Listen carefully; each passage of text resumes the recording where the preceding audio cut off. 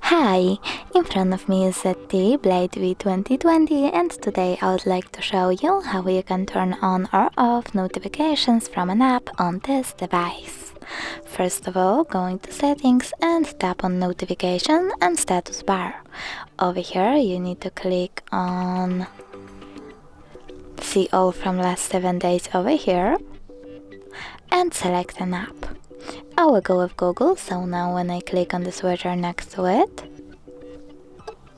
all notifications from this app will be disabled. You can turn them back on by tapping on the same switcher or just tap on your app and manage notifications from here. Thanks so much for watching. If you enjoyed this video, don't forget to leave a like, comment and subscribe. Bye!